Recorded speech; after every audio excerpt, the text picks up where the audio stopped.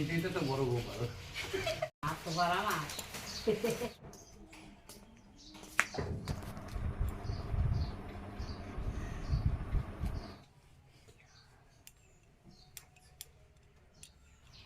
কত সুন্দর হয়েছে। হ্যালো বন্ধুরা, কেমন আছো সবাই? আশা করি ভালো আছো। স্টে উইথ মন্নির আর একটা নতুন ব্লগে সবাইকে স্বাগত জানাই। আগের ভিডিওটা দেখেছো তো সবাই, প্রেগনেন্সির সিমটমসের ভিডিও দিয়েছিলাম। তো আজকের ভিডিওটা শুরু করা যাক, চলো। কি করছো তুমি? তুমি কি করছো? তুমি মিমির দেওয়া নেটের মধ্যে শুয়ে আছো? মশারিটা পছন্দ হয়েছে তোমার? তাই কি হয়েছে? গল্প করবে না? একটু গল্প করবে না? ঘুম পাচ্ছে? হাতগুলো কেন ওরকম করে আছো? হুম? আজকের ভিডিওতে আমি নিউ মমদের জন্য কিছু টিপস আর কি শেয়ার করব, যেহেতু আমার দুটো বেবি আর ওম সোনার তো বয়স প্রায় 3 মাস হয়েই গেল। তো সেই ক্ষেত্রে আমার কিন্তু কিছু অভিজ্ঞতা তোমাদের সঙ্গে শেয়ার করব, যার দরুন তোমরা বুঝতে পারবে যে কতটা পরিমাণে সাবধান থাকতে হয় নতুন মায়েদের। তো প্রথম টিপস হচ্ছে ঠিকমতো খাওয়া দাওয়া। এই যে কিছুদিন আগেই আমি বাড়িতে আত্মীয় এসেছিল বলে রান্না বান্না করেছিলাম, একটু মাংস টাংস খাওয়া হয়ে গেছে, মানে বেশি খাইনি, 2 পিস মতো। তাতেই শরীর এত অসুস্থ হয়ে গেল যে সারাদিন আমি সিঁদুরও পরিনি। এরকম তো কোনোদিনই হয় না। এই যে অংশনা, অংশনা সকাল থেকে প্রচণ্ড পেট ব্যথা আর ভীষণ পরিমাণে মানে লুজ মোশন হচ্ছিল। তো আরনের পাপা এই সময় আমাকে এতটাই দেখভাল করেছে, মানে সারাদিনে বাড়ি ছিল না, ভাই গেছিলো, তারপরে লিকুইড ওআরএস খেয়ে ঠিকঠাক হলাম। তো যখনই আমরা এরকম অসুস্থ হয়ে যাই, তো বাচ্চাদের যে শীত তখন কি পরিমাণে কষ্ট হয় সেটা বলার নয়। তাই মনে হলো যে মা যদি সুস্থ থাকে তাহলে বাচ্চা সুস্থতা খুব তাড়াতাড়ি হয়ে যায়, কিন্তু মা যদি অসুস্থ থাকে তাহলে বাচ্চাকে ব্রেস্ট ফিডিং করানোটা মানে ডিফিকাল্ট হয়ে যায়। আর ওম সোনার কিন্তু আমি ব্রেস্ট ফিডিংই করিয়েছিলাম ওই অবস্থায়, কিন্তু ভয় ভয় লাগছিল। তো প্রথম টিপসটা হচ্ছে মায়েদের স্পাইসি খাবার খাওয়া যাবে না। সুস্থ এখন নতুন ডিউটি শুরু হয়ে গেল, চল দেখি তোর নতুন ডিউটি। দ্বিতীয় টিপসের ক্ষেত্রে আমি বলতে পারি নিজেকে যতটা সম্ভব একটু রেস্ট দেওয়া, কিন্তু আমার ক্ষেত্রে যেটা হয় না। আর আমি এই ভিডিওতে যেটা শেয়ার করব যে আমি যে ভুলগুলো করি তোমরা সেই ভুলগুলো করো না। মোটামুটি একটুখানি নিউ মমদের একটু রেস্টে থাকার দরকার, যেখানটা বেস্ট মিল্ক সাপ্লাইয়ে যেটা সাহায্য করে। কিন্তু আমার যেহেতু বড় একটা ছেলে আছে, এই যে ওর বুকস দিয়ে দিয়েছে স্কুল থেকে, সেগুলো মলাট লাগাতে হবে, এই সমস্ত কাজকর্ম করতে গিয়ে না আমার রেস্টটা নেওয়া হয় না। তো দ্বিতীয় কথা হচ্ছে মানে রেস্টটা খুব দরকার আমাদের।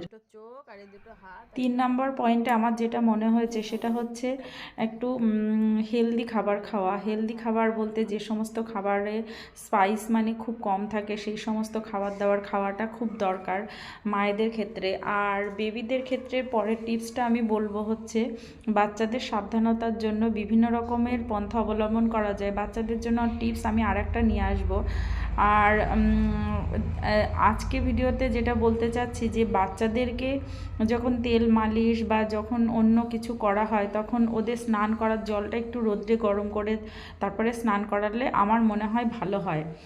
আর না হলে ঠান্ডা লেগে যাওয়ার ভয় থাকে। আর এখন তো ওয়েদার চেঞ্জ হচ্ছে, যেহেতু আমাদের মিল্ক সাপ্লাইটা অনেকটাই লিকুইড খাবার খাবার ওপরে নির্ভর করে, তাই জন্য অনেকে জল খেতে পারে না। জলটা প্রচুর পরিমাণে খাওয়ার দরকার। যদি জল না খেতে পারে তাহলে লিকুইড ওআরএসও খাওয়া যেতে পারে, কারণ অনেক সময় কি হয় রাত জাগার ফলে আমাদের কিন্তু ভীষণ পরিমাণে শরীরটা উইক থাকে, প্রেশারও লো থাকে, সেখানে লিকুইড ওআরএসটা বারে বারে খেয়ে নিলে কি হয় মিল্ক সাপ্লাইটাও ভালো থাকে আর শরীরটাও কিন্তু অনেকটা সুস্থতার দিকে থাকে। বাচ্চার আর মায়ের সুস্থতার জন্য পরের টিপসটা হলো একদম পরিষ্কার পরিচ্ছন্ন মানে বেড। মানে যেখানে আমরা আগে সপ্তাহে একদিন বেড কভারটা চেঞ্জ করতাম, এখানে এখন প্রায় একদিন পর একদিনই চেঞ্জ করি, কারণ এখানে আর একটা বড়ো বাচ্চা আছে, সেও সবসময় হয়তো উঠে যায়। আর সবসময় কি হয় যদি পরিষ্কার পরিচ্ছন্ন না রাখা হয় তাহলে বাচ্চাদের কিন্তু অসুস্থ হওয়ার সম্ভাবনা থাকে। তাই জন্য যতটা সম্ভব বাচ্চাকে আর কি পরিষ্কার জায়গায় রাখতে হবে। নিউ মমদের ক্ষেত্রে আর একটা টিপস হলো, এখন তো যেহেতু ওয়েদার চেঞ্জ হচ্ছে, বাচ্চাদের কখনো শীত লাগতে পারে, কখনো গরম লাগতে পারে, সেটা আর কি মায়েদেরকে বুঝতে হবে। আর বাচ্চাকে যখন যেখানে যে অবস্থাতেই শোয়ানো যাক না কেন, অবশ্যই মশারি টাঙিয়ে দিতে হবে। এটা অনেক সময় হয় কি যে হয়তো এখন তো মশা নেই, দেখতে পাচ্ছি না, ঠিক আছে শুয়ে দিলাম, কিন্তু হয়তো একটা মশা এসে কামড়ে দিল বা কোনো পোকামাকড় উড়ে চলে আসলো। সেই ক্ষেত্রে এই সামান্য সামান্য টিপসগুলো কিন্তু খেয়াল করলে আমার মনে হয় খুব ভালো হয়। তারপরে যে টিপসটা আমি বলবো সেটা ভীষণ পরিমাণে জরুরি। আমরা অনেকেই অনেক রকম টিপস ফলো করি, অথচ বাচ্চার ঠান্ডা লেগে যায় কী করে বুঝতে পারি না। আমার বড় ছেলের বেলায় যেটা আমার শাশুড়িরা বলতেন যে মাকে ঠান্ডা লাগানো বন্ধ করতে হবে, এই জন্য মায়ের স্নানটা খুব কম সময়ের জন্য হতে হবে। কি করা যাবে বলো, মা হয়েছে, একটু কম্প্রোমাইজ তো করতেই হবে। আগের মতো বাথরুমে ঘন্টাখানেক সময় কাটানোর মতো সময় কিন্তু আর নেই। এখন খুব জলদি আর কি স্নান করেই উঠে আসতে হবে। আমি তো আগে প্রায়ই মানে মাথা শ্যাম্পু ট্যাম্পু করতাম, এখন কিন্তু সেই রকম কিছুই করি না। হয়তো 15 দিনে কি 1 সপ্তাহ পরে একদিন মাথা শ্যাম্পু করলাম, আর গায়ে সাবানও ওরকম অনেক দিন পরই দিই। যে যতটা পরিমাণে নিজেকে ক্লিন রাখার দরকার সেইটুকু রাখার পরে এক্সট্রা সময় কিন্তু খুব কম পরিমাণে দেওয়া উচিত। কারণ যদি মা স্নান করতে গিয়ে ঠান্ডা লেগে যায়, তাহলে ব্রেস্ট ফিডিং করানোর ফলে বাচ্চারাও কিন্তু ঠান্ডা লাগে, আর এটা কিন্তু প্রমাণিত। আমার সঙ্গে কিন্তু অনেকবার এটা হয়েছে। বলে আমরা আজকে আবার মামার বাড়ি যাব। বাবা তাই তুমি খুব খুশি? তাই ঠান্ডা পড়েছে আবার, দেখো কত বৃষ্টি হয়েছে সারা রাত। হ্যাঁ হ্যাঁ, তুমি কেন পায়ে সব কিছু ফেলে দিচ্ছ? দেখো তোমার ঠান্ডা লেগে যাবে তো। হ্যাঁ হ্যাঁ হ্যাঁ, ও বাবা, ও সোনা, ও সোনা।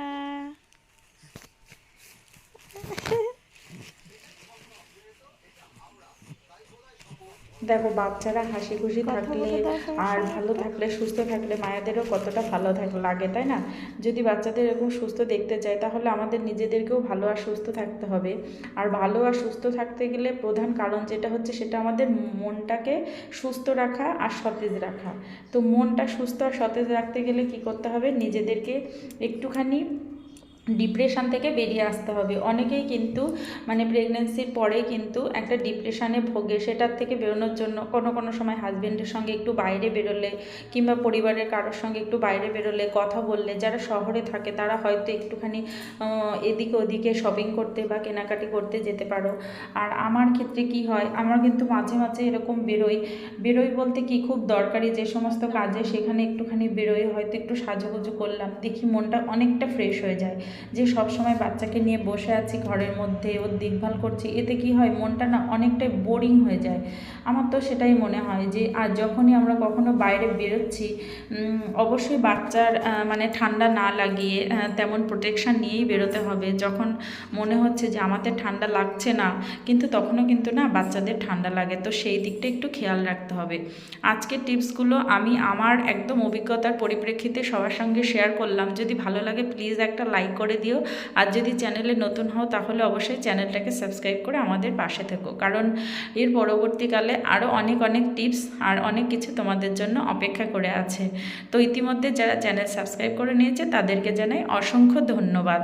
আজকে আমি যাচ্ছিলাম আমার এসআই অফিসে, কারণ আমার ওখানে একটু এমার্জেন্সি কাজে ডেকেছে।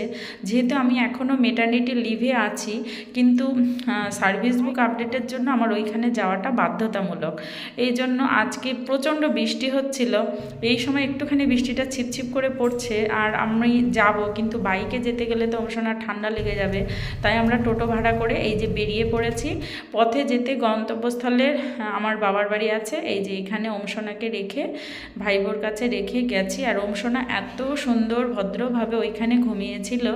তারপরে আমি ওখানকার কাজ মিটিয়েছি, অনেক সময় স্পেন্ড করেছি, মোটামুটি খুব বেশি না, 8 ঘন্টা 45 মিনিট মতো ওকে ফিডিং করিয়ে দিয়েই গেছিলাম। তারপরে যখন চলে এসেছি, এসেও দেখছি যে ওমসোনা ঘুমাচ্ছিল। তো ওমসোনা, অনেকেই তোমরা কমেন্ট করে বলো যে ওমসোনা অনেক শান্ত বা অনেক ভালো, ওকে কিন্তু অনেক জায়গায় আমি এইভাবে ফিডিং করিয়ে রেখে যাই, ও কিন্তু কান্নাকাটি করে না। তো এই রহস্যের রাজটা কি, এটা আমি পরের একটা ভিডিওতে নিয়ে আসবো, যে আমি প্রেগনেন্ট অবস্থায় কি করেছিলাম যার জন্য ওমসোনা এতটাই শান্ত হয়েছে। আর এখনও পর্যন্ত মোটামুটি যেমন এক্সপেক্ট করা যায় তেমনই হয়েছে। তো তার সেটা দেখতে চাইলে প্লিজ আমাকে কমেন্ট করো। আর হচ্ছে আমাদের চ্যানেলটাকে, মানে যদি তুমি নতুন হও তাহলে সাবস্ক্রাইব করে রেখে দিও। তাহলে আজকের ভিডিওটাতে কয়েকটা টিপস আমি সবার সঙ্গে শেয়ার করলাম। যদি ভালো লাগে তাহলে কমেন্ট করে জানিও, আর নতুন কিছু জানতে চাইলে অবশ্যই কমেন্ট করে জানিও। আজকে ভিডিওটা অনেক বেশি বড় হয়ে গেল, না খুব বেশি বড় হয়নি। তো যাই হোক, আজকের ভিডিওটা আমি এখানেই এন্ড করছি। চলে আসবো পরের ভিডিও নিয়ে। Tata, by.